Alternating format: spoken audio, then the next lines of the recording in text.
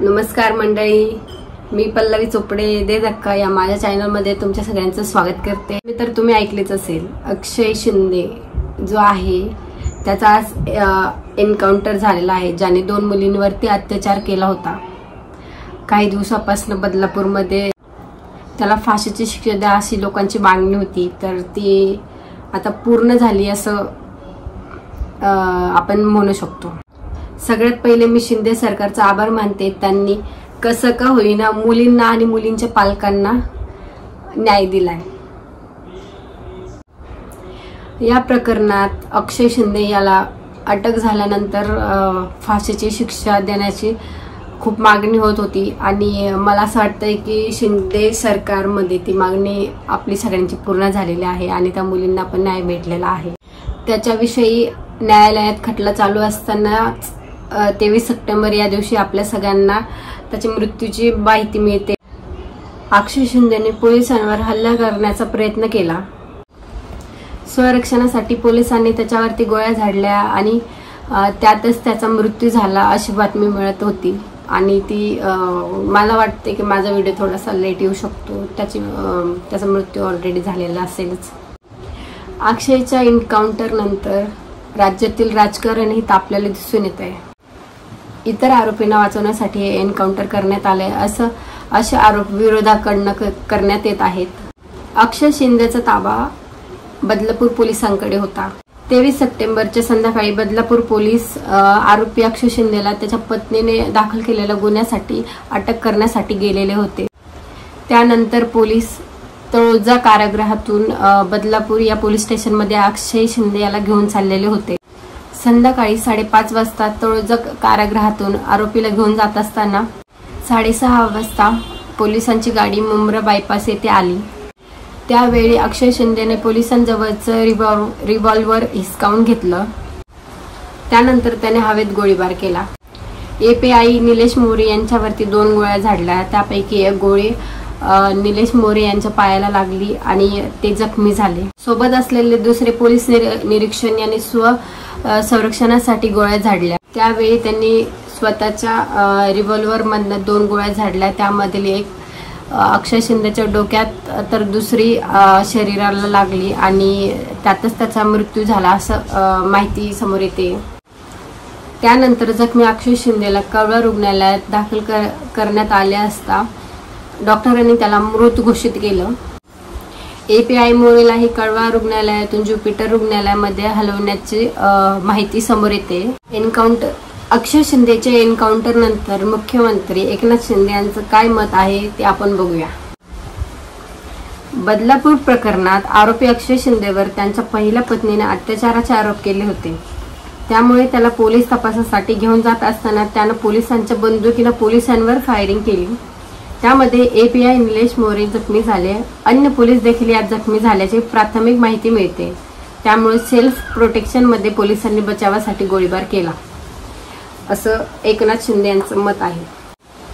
तसेच गृहमंत्री व उपमुख्यमंत्री देवेंद्र फडणवीस यांनी काय प्रतिक्रिया दिली हे आपण बघूया।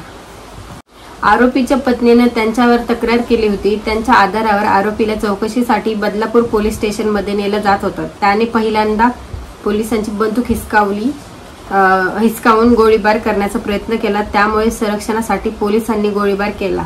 त्यात बहुधा त्या आरोपीचा मृत्यू झाला असावा, काहीही ठरवून केलेलं नाही।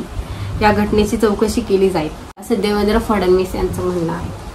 तसेच विरोधी पक्षांकडून पण त्यांची मते मांडण्यात आली आहेत। तर बघूया वडेट्टीवार यांचं मत काय आहे। अक्षय शिंदे यांनी गोळी नेमकी कशी झाडली? आरोपी अक्षय पोलिसांच्या ताब्यात असताना त्यांचे हात बांधले नव्हते का?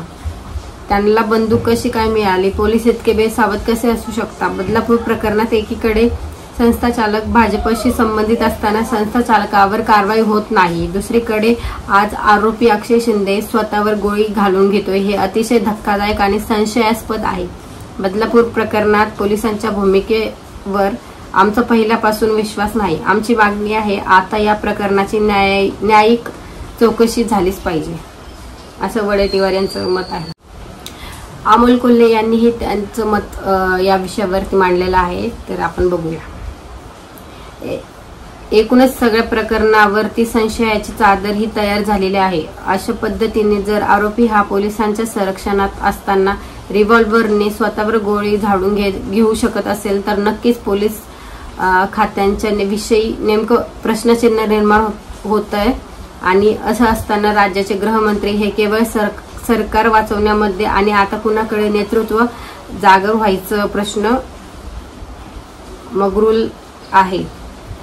ह्यामध्ये हा जो प्रकार बदलापूरच्या बाबतीत घडलाय हा खरोखर नेमकं काय घडला याची सखोल चौकशी केली पाहिजे आणि हे सत्य जनतेसमोर आणलं पाहिजे। जनतेसमोर काय आणता, जनतेला हेच पाहिजे होतं। अक्षयच्या घरच्यांनी आरोप केलाय की इतर गुन्हेगारांना वाचवण्यासाठी अक्षयची बळी देण्यात आली। शाळा प्रशासनाने हे प्रकरण दाबण्यासाठी माझ्या मुलाचा बळी दिला आहे असं त्यांच्या आईचं म्हणणं आहे। अक्षयच्या आईची जेव्हा अक्षय सोबत भेट झाली होती तेव्हा त्याने त्याच्या आईला हे विचारलं होतं की आई मला इथून कधी सोडणार आहेत किंवा इथून मला कधी सुटका करून देणार आहेत। तेव्हा त्याच्या आईने त्याला सांगितलं की 1 महिना थांब, आम्ही वकिलाशी बोलतोय असं त्याच्या आईने त्याला सांगितलं। त्यावेळी त्याने त्याच्या आईजवळ एक मोठा कागद दिला आणि यामध्ये काय लिहिलंय ते वाच असं त्याच्या आईला सांगितलं। पण मला वाचता येत नसल्यामुळे त्या कागदामध्ये काय लिहिलंय हे मला वाचता आलं नाही आणि कळालंही नाही असं त्याच्या आईचं म्हणणं आहे। तो कागद टाकून दे असं मी त्याला सांगितलं होतं, पण तो कागद पोलिसांनी लिहून त्याच्या खिशात टाकला असणार असं मला वाटतंय। त्याच्या आईचं हे मत आहे। पोलीस आता खोटं बोलतायत, माझ्या मुलाला फटाके वाजवता येत नाही तर तो बंदुकीची गोळी कसं काय चालवेल असं त्याच्या आईचं म्हणणं आहे। अक्षयच्या एन्काउंटर नंतर काही वकिलांनी त्यांच्या प्रतिक्रियाही मांडल्या आहेत, त्या आपण बघूया। तर बघूया उज्ज्वल निकम यांनी काय म्हटलंय। अक्षय शिंदे विरोधात पोलिसांनी 2 चार्जशीट फाईल केल्या होत्या। या चार्जशीट वाचल्यानंतर अक्षय शिंदे विरोधात पोलिसांनी सबळ पुरावे मिळवण्याचे लक्षात येत आहे। अत्याचार झालेल्या दोन्ही चिमुकल्यांनी ओळख परेडमध्ये अक्षयला ओळखलं होते। मेडिकल रिपोर्टही समोर आले। इतके सबळ पुरावे असताना जर हे प्रकरण न्यायालयात चाललं असतं तर कदाचित त्याला फाशीची शिक्षाही झाली असते। जेव्हा आपण यातून वाचणार नाही हे जेव्हा आरोपीला कळते तेव्हा आरोपी सायकोलॉजिकली व्हायलेंट होऊ शकतो। यातूनच पोलिसांवर हल्ला करण्याचा प्रयत्न केला आणि पोलिसांनी त्याच्यावरती फायरिंग केलं। यामध्ये 2 पोलीस कर्मचारी जखमी झाल्याचंही विसरून चालणार नाही। पण आता यावर राजकारण केलं जातंय हे दुर्दैवी आहे। या प्रकरणाची चौकशी होईल तोपर्यंत आपण थांबायला हवं। शाळा प्रशासनाशी संबंधित असलेल्या इतरांना खटला चालूच राहील। वकील असीम सरोदे यांनी याच्यावरती काय प्रतिक्रिया दिली हे आपण बघूया। बदलापूर घटनेत वकीलपत्र दाखल झाल्यापासून मी एक वेगळाच दबाव बघतोय। आरोपीला जेलमधून थेट न्यायालयात नेणं आवश्यक असताना त्याला बदलापूर पोलीस स्टेशनला का नेण्यात आलं? पोलिसांनी बंदूक साधारणतः लॉक असतेही ती आरोपीनं कशी वापरली? पोलिसांवर दबाव होता, राजकीय लोकांची प्रतिष्ठा महत्वाची होती आणि त्याला ठरवून स्वतःला मारून घेण्याची परिस्थिती तयार करून देण्यात आली का? आम्ही उगाच उच्च न्यायालयाच्या लक्षात हे सगळं आणून देणार आहोत। शेवटी राजकारणाचा विजय झाला आणि न्याय मारला जातोय। ज्या पोलीस व्हॅनमध्ये अक्षय शिंदे याचे एन्काउंटर झालेला आहे त्या व्हॅनची तपासणी फॉरेन्सिक टीमने घेतलेली आहे। ठाणे पोलीस आयुक्तालयाच्या शेजारी पोलीस परेड या ठिकाणी ती व्हॅन ठेवण्यात आलेली आहे। या व्हॅनमध्ये पोलिसांना 4 बुलेट भेटलेल्या आहेत अशी माहिती मिळते। या प्रकरणाचा तपास वरिष्ठ पोलीस अधिकारी पराग मनेरे यांच्या वरती सोपवण्याचा समोर आलेला आहे आणि यानंतर या प्रकरणाचा तपास CID सुद्धा करणार आहे ही माहिती सुद्धा समोर येते। त्यामुळे अक्षय शिंदेचं एन्काउंटर झाल्यामुळे एक शिक्षा झाल्याचं समाधान व्यक्त केलं जाते।